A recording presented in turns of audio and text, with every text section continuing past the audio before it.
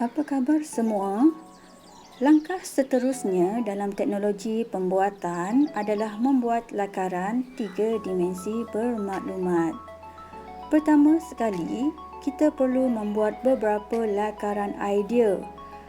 Tujuannya agar kita dapat menentukan salah satu reka bentuk terbaik.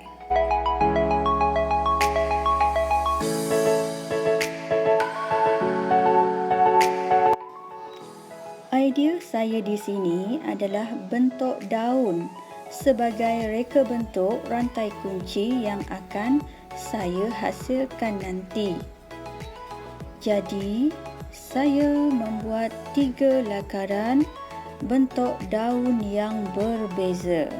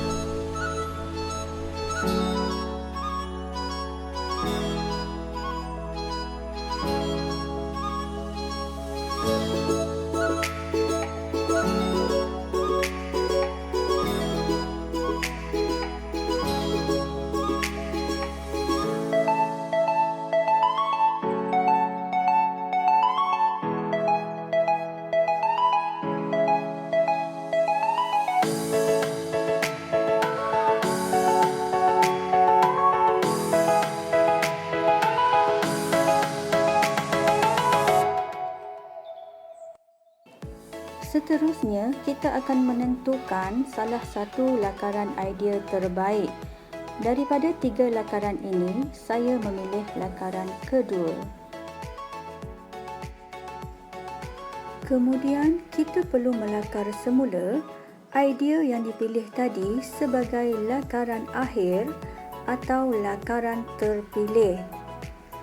Kita perlu melakar semula dengan lebih kemas, lebih cantik dan semestinya dalam bentuk 3 dimensi.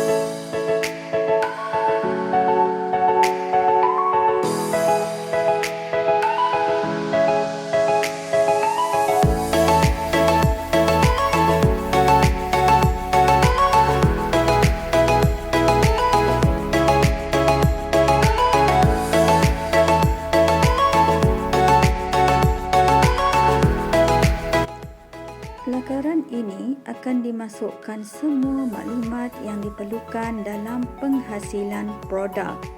Antara maklumat yang saya masukkan adalah warna produk iaitu hijau.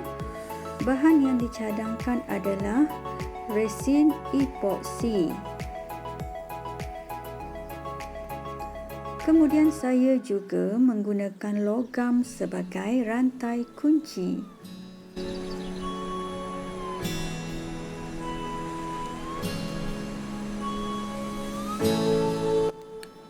Senaraikan juga maklumat elemen pada produk. Antara elemen yang digunakan adalah rupa, kemudian garisan,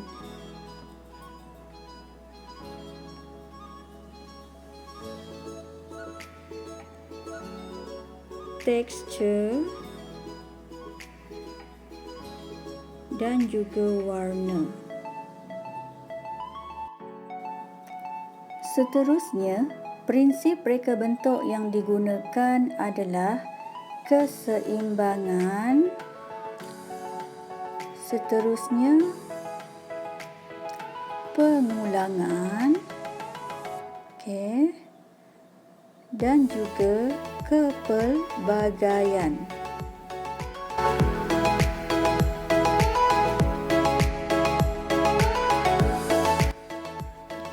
Jangan lupa masukkan sekali maklumat saiz projek ya murid-murid.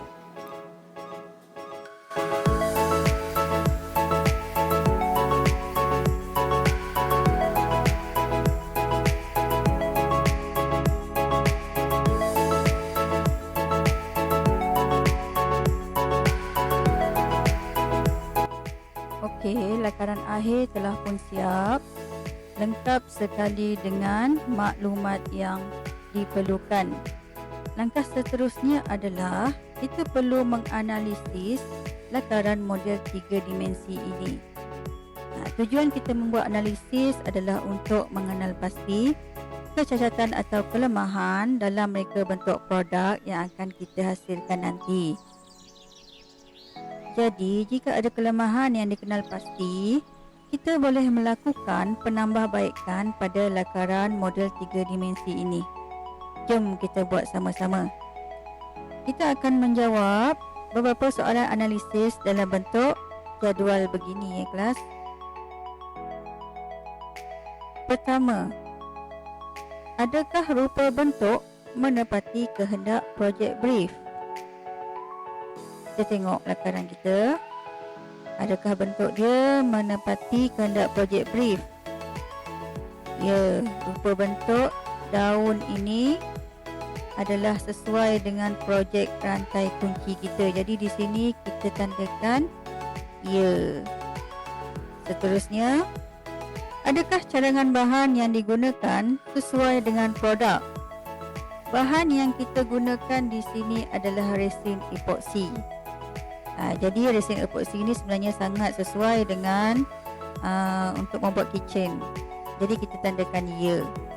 Seterusnya, apakah warna yang digunakan dapat menarik perhatian pelanggan?